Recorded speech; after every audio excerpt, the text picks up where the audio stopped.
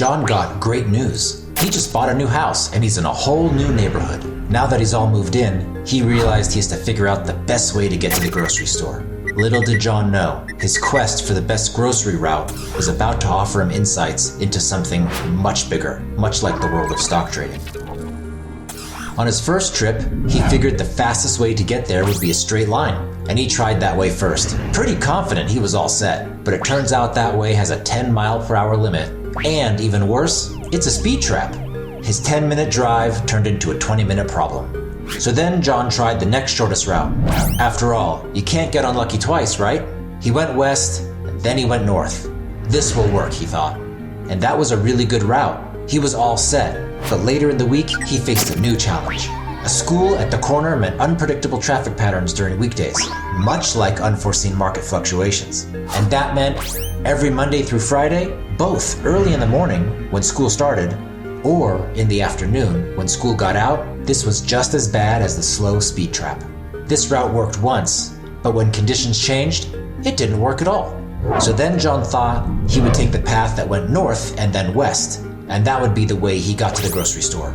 He could just take this route every time and not worry about changing conditions or days of the week. Well, that route worked fabulously well on the weekdays, but John soon discovered that on the weekends, this route had massive traffic jams. Months later, anyone watching John could see why he was so happy. He knew which route to take, on which day, and what time to get to the grocery store. Now he gets to the grocery store easily, now that he has a plan. A plan that is based on his experience in the past, his failures, and his successes. Ultimately, John reached his goal when he learned from history.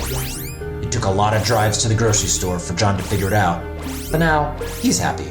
Now he knows exactly how to get to the grocery store, and exactly when and exactly which roads not to take. But in reality, there's many homes and there's many grocery stores, and they're all over. And it's not just grocery stores, it's every other store, and his friends' houses, and work. And there are many paths to take, many times, on different days, in different seasons, in different weather. Figuring out what route to take, on which day, and at which time, then also understanding which routes not to take, and which places not to go on certain days and times, well, this is all called a backtest. John used the past to help him decide what to do in the future, to get from his house to the grocery store. Imagine for a moment these everyday destinations, homes, grocery stores, workplaces, as stocks in the market. And instead of roads, think of these routes as different ways a stock can move.